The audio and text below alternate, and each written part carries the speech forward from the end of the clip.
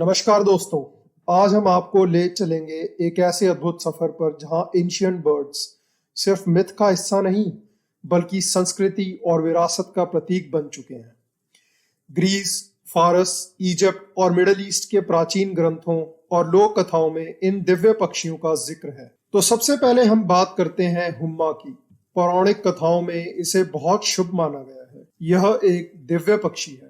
कहा जाता है कि यह पक्षी कभी धरती को नहीं छूता, वह लगातार आकाश में घूमता रहता है और जिस किसी पर इसकी छाया पड़ जाए उसे धन और राज सत्ता की प्राप्ति होती है। फारसी में इसे स्वर्ग का पक्षी कहा जाता है। ऐसा भी कहा जाता है कि हुम्मा पक्षी को मारना घोर पाप है। जो व्यक्ति हुम्मा पक्षी को मारता है उसकी मृत्यु 40 दिनों के भीतर निश्चित है। कुछ ग्रंथों में यह भी कहा गया है कि यह केवल हड्डियों को खाने के लिए ही जमीन पर उतरता है। यह आकाश में ही ब्रीडिंग करता है और हवा में अंडे देता है। अंडे जमीन पर तेज गति से नीचे गिरने लगते हैं। अंडे जमीन पर गिरने से पहले ही हवा में फूट जाते हैं और चूजे की नीचे की ओर यात्रा में उसकी आंखें विकसित हो जाती हैं। धरती के पास पहुंचने पर चूजा होश में आ जाता है। वह जमीन पर गिरने से और मौत का सामना करने के डर से एक तीखी चीख निकालता है। वह अपनी गति को स्टेबल करता है और अपने सबसे सुरक्षित स्थान यानी कि अपनी मां के पास ऊपर की ओर उड़ान भरता है। सिखों के 10वें गुरु गोबिंद सिंह जी से जुड़ी एक रोचक घटना भी है जिसमें उन्होंने हुम्मा पक्षी का जिक्र किया है। एक बार नारद मुनि स्वयं गुरु गोबिंद सिंह जी के दर्शन करने आए और उन्हें हुम्मा पक्षी के पंख भेंट में दिए। गुरु जी ने प्रत्येक पंख को 5 बाणों में बांधा, उन्हें धनुष पर चढ़ाया और चारों दिशाओं में तथा एक को आकाश में छोड़ा। उन्होंने अपने सिखों से कहा कि वे जाकर उनके द्वारा छोड़े गए बाणों की तलाश करें। उन्होंने बहुत खोजबीन करी लेकिन वे उन्हें नहीं मिले और आखिर खाली हाथ गुरु जी के पास लौट आए। गुरु जी ने तब सिखों को समझाया कि उन्हें नारद मुनि जी ने हिमायू पक्षी के पंख भेंट किए थे और इस पक्षी के शरीर के सभी अंगों में शक्ति थी। गुरु जी ने समझाया कि उस पक्षी के अंगों में जो कुछ भी जुड़ा था पक्षी उसे अपने साथ ले जाने में सक्षम थे पहुंचा दिया। गुरु जी ने बताया कि हुम्मा के पंखों ने बाणों को हुम्मा पंछी के घर में पहुंचा दिया था जो कि ऊपर आकाश में था। दोस्तों, हुम्मा की एक और कथा है जो कि बहुत मशहूर है। बल्ख नगर में माजीद नाम का एक गरीब भिखारी रहता। लोग अक्सर उसका मजाक उड़ाते थे।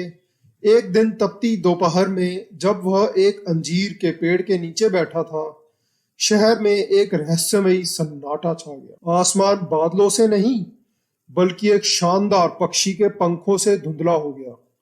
सुनहरा, चमकीला, विशाल। यह चुपचाप मजीद के ऊपर चक्कर लगा रहा था कि तभी बुजुर्गों की आवाज आई, यह हुम्मा है, ऊपर देखो और तुम्हारी किस्मत बदल सकती है। माजीद ने ऊपर देखा और तभी उसके सीने में एक अजीब सी गर्मी भर गई। उसकी आंखें चमक उठी। पक्षी तो उड़ गया, अपने पीछे केवल हवा और आश्चर्य छोड़ गया। अगली सुबह शाही महल से सैनिक आए। वे एक नए शासक की तलाश में आए क्योंकि मरते हुए राजा का कोई वारिस नहीं था। एक बुद्धिमान फकीर ने कहा, जिस पर हुम्मा की छाया पड़ेगी वही तुम्हारा अगला राजा होगा। जब वे माजीद के पास आए और उसकी आंखों में देखा तो उन्हें पता लग गया। उसे महल में ले जाया गया, नहलाया गया, नए कपड़े पहनाए गए और ताजपोशी कराई गई। उसके बाद मजीद ने बुद्धि, दया और न्याय के साथ शासन किया। जैसा कि आप वीडियो में देख सकते हैं, टीपू सुल्तान ने 18वीं सदी में अपने सिंहासन के ऊपर रतन जड़ित गोल्डन हुम्मा की प्रतिमा स्थापित की। हालांकि 1799 में अंग्रेजों ने श्रीरंगपट्टन पर अटैक करके सिंहासन को तोड़ दिया और अब वह हुम्मा का स्टैचू इंग्लैंड के रॉयल कलेक्शन का हिस्सा है। तो दोस्तों, ऐसे ही एक और मिस्टीरियस बर्ड ग्रीक और इजिप्शियन हिस्टोरिकल टेक्स्ट में मेंशन है जिसका नाम फिनिक्स बताया जाता है। फिनिक्स वह पक्षी है जो अपनी मृत्यु को स्वयं चुनता है, जलता है और फिर अपनी ही राख से पुनः जन्म लेता है। इस पक्षी से जुड़ी एक प्राचीन कथा है। बहुत पहले सुनहरे रेगिस्तान और पवित्र मंदिरों की भूमि में किसी से भी अलग एक शानदार पक्षी रहता था। इसके लाल, सुनहरे और बैंगनी रंग के चमकते पंख थे। आंखें सितारों की तरह चमकती थी और एक ऐसी आवाज थी जो स्वर्ग के संगीत की तरह गूंजती थी। यह फिनिक्स था। एक ऐसा प्राणी जो मांस से नहीं बल्कि दिव्य अग्नि से पैदा हुआ था। फिनिक्स एक दिव्य पक्षी है जो हजारों वर्षों तक जीता है, लेकिन जैसे जैसे उसका समय समाप्त होता गया उसे उम्र का बोझ महसूस होता है।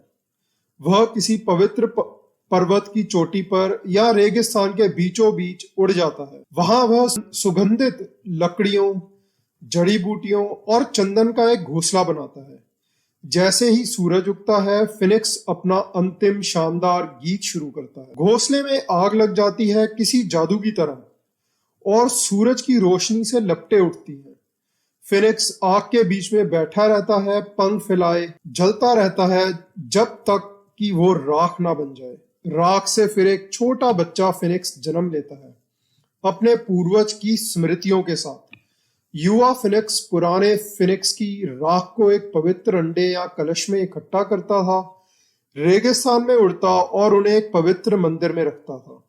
आमतौर पर प्राचीन मिस्र में इस पवित्र मंदिर को सूर्य के शहर हेलियोपोलिस में माना जाता है। इस प्रकार चक्र फिर से शुरू हुआ। दोस्तों, हमारी लिस्ट में अगला अद्भुत बर्ड है ग्रिफिन। इसको ग्रीक, फारसी, इजिप्शियन हिस्ट्री में मेंशन किया गया है।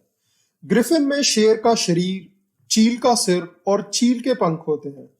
ये पक्षी मध्य एशिया की सोने की भरी जमीनों की रक्षा करते थे। मिडिल ईस्ट के विशाल रेगिस्तानों और पहाड़ों में ऐसा कहा जाता है कि किसी सीक्रेट बंजर जमीन पर सोना भरा हुआ था। इन जमीनों की रक्षा ग्रिफिन द्वारा की जाती थी, जो ऊंची चट्टानों पर घोंसले बनाते थे।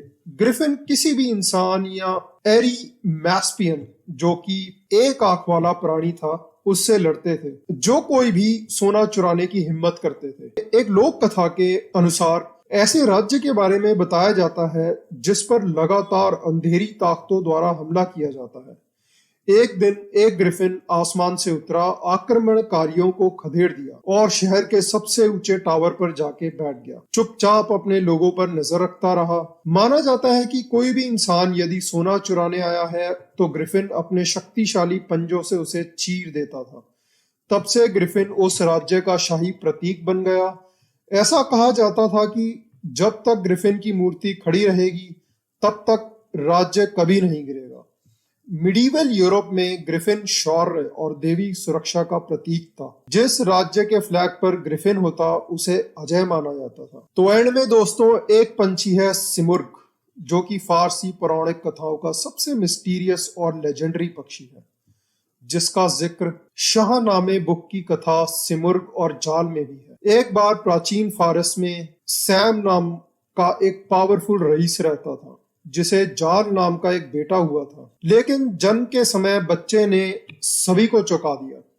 उसके बाल सफेद थे, एक बूढ़े आदमी की तरह, जिसे अपशगुन या देवताओं का श्राप मानते हुए सैम ने बच्चे को अल्बोर्स पहाड़ों में मरने के लिए छोड़ दिया। लेकिन किस्मत को कुछ और ही मंजूर था।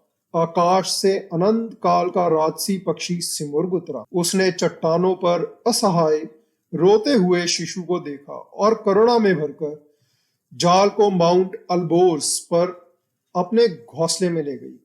अपने पहाड़ी घोंसले में उसने जाल को अपने बच्चे की तरह पाला, उसे खाना खिलाया और अपनी जादुई शक्तियों से उसकी रक्षा की। सिमुर्ग की देखभाल में जाल एक मजबूत और बुद्धिमान व्यक्ति के रूप में विकसित हुआ। आखिरकार सैम को अपने किए पर पछतावा हुआ और उसने माफी मांगी। उसने अपने बेटे की वापसी के लिए सिमुर्ग से प्रार्थना की। सिमुर्ग ने खुशी से जाल को अपना एक पवित्र पंख दिया। उसने पवित्र पंख एक उपहार के रूप में दिया था और कहा, यदि कभी तुम खतरे में हो तो इस पंख को जला देना और मैं तुम्हारी सहायता के लिए अवश्य आऊंगी। जाल राज्य में वापस आया, उसका स्वागत किया गया और उसने रुद्राबे नाम की एक राजकुमारी से विवाह किया। लेकिन जब रुद्राबे को खतरनाक बर्थ पेन स्टार्ट हुए तो सभी को उसके और उसके बच्चे की जान का डर सताने लगा। तभी जाल को वो पंख याद आ गया। उसने जल्दी से उस पंख को जला दिया। आसमान से एक बार फिर सिमुर्ग उतरी और अपनी बुद्धि से उन्होंने लोगों को सिजेरियन ऑपरेशन करना सिखाया। उस समय में सर्जरी से जन्म लेना अनसुना था, जिससे माँ और बच्चे दोनों की जान बच गई। वह बच्चा कोई और नहीं बल्कि फारस के महान योद्धाओं में से एक महान नायक रोस्तम था। अपने विचार नीचे कमेंट में जरूर बताएं। अगर वीडियो पसंद आया हो तो लाइक करें, शेयर करें और हमारे चैनल फैक्ट और मिस्ट्री को सब्सक्राइब करना न भूलें।